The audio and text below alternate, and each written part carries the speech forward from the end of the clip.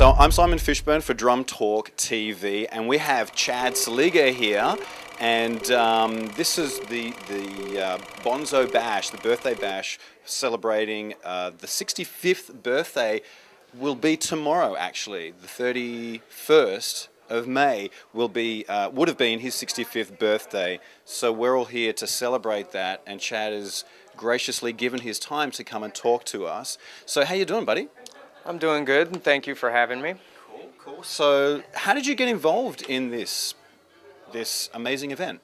Well, my bass player is actually in the Moby Dicks, which is the band, and basically networking. JD went to school with Tichy, who threw this whole concept. That's Brian, right? They went to Berkeley together, so they know each other, and he's like, yeah, maybe I can get my boy Chad from, Black Label doing the gig, and that's kind of how that happened, just networking. Awesome. So let's talk about John. Yeah. Early influences, like think back to when you first heard him. What was your first impression when you heard Zeppelin or John playing? I'm 36, so people are going to smack me for saying this, but I grew up on jazz and funk. And Tony Williams was my idol, and then, all the jazz guys were my guys, and then David Garibaldi and all the funk stuff, Bernard Purdy and all this. And then I started playing for rock bands, and I remember my dad playing me a lot of Led Zeppelin.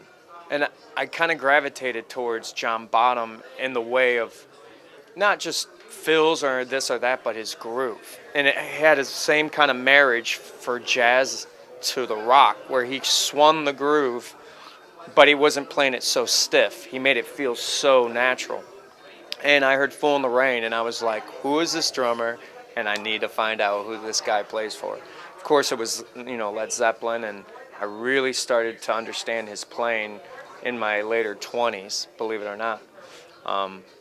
Being 36 and playing with all these great drummers, they know John Bonham lick after lick after lick. So it's like a kid in a candy store for me to hear all these drummers and hearing them play the Bonham licks.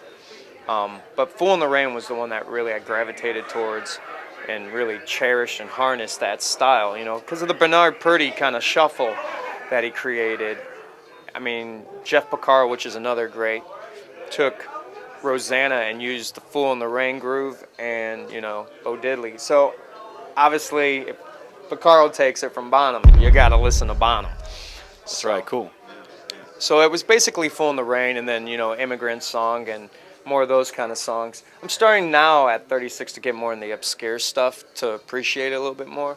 I'm in the same boat. I grew up playing jazz and a lot of Australian music, a lot of Australian rock and stuff like that. And it didn't kind of capture me when I was younger. I was kind of more into the Michael Jackson and the pop scene. Absolutely. More so than some of the heavier rock stuff. But I totally got into it. And when I heard it, it was just an amazing sound. I'd never heard anything like that before. So if you idolize a guy or find out who he is in the later years of your drumming, I think it's better because then you appreciate it more. You don't listen to who's the hip drummer to listen to. Neil Peart, let's listen to him. You really have to understand why he plays the way he plays. And the older you get, the more mature you get, like I said, you appreciate John Bonham more. I listen to him in my later stages, but I appreciate what he did. And I think he's one of the best rock drummers out there. So what I know about him is that he never had any formal lessons. John never actually took any formal lessons. So how did you develop? You came from the jazz and the funk thing, so you would have had that. I've come from a very musical family. Like my grandfather played with Tommy Dorsey and Glenn Miller and sometimes with Buddy Rich playing trombone. So I grew up listening to that. But then my dad was a rocker. He was about Ginger Baker and all that kind of stuff. And then my mom was going to play flute for playing classical. Flautist. And but there's so much music, and my whole philosophy, if it's good, it's good. If it sucks, it sucks. So whether it's death metal or Mozart, you got to appreciate everything. And that's when I took my jazz mentality. Oh, there's just rock drummers, they just hit things, But there are a lot of great rock drummers, and you'll see a lot of them tonight that will blow your mind, that are not just rock drummers.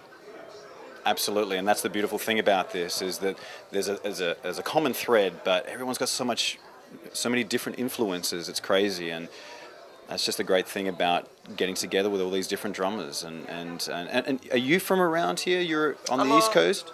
Originally, I'm from Cleveland, Ohio, but I moved with my previous band that I used to play for. I live in Pennsylvania, Wilkes-Barre, WB, whatever you want to call it.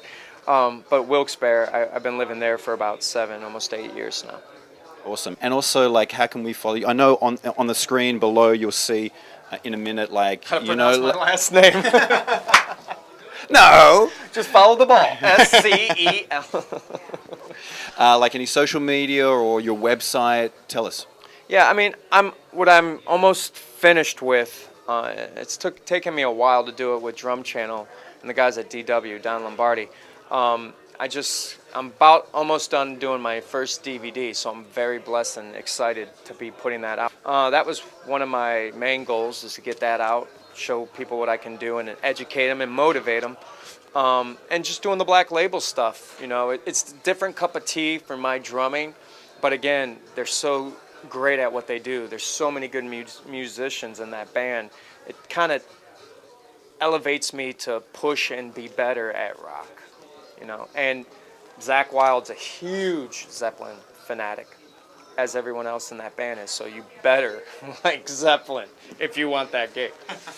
So cool, man. That's excellent. Well, we'll let you go because you can go backstage again and hang out. And dude, you're a great, awesome drummer. I'm sure you're going to do it justice. Hopefully the Lord blesses me with this one. I got to do some extra praying because it's a tough song. But, you know, the groove's just got to be right, and the way John played it. And that's the beauty of his playing. It wasn't just his finesse or his technique or this or that.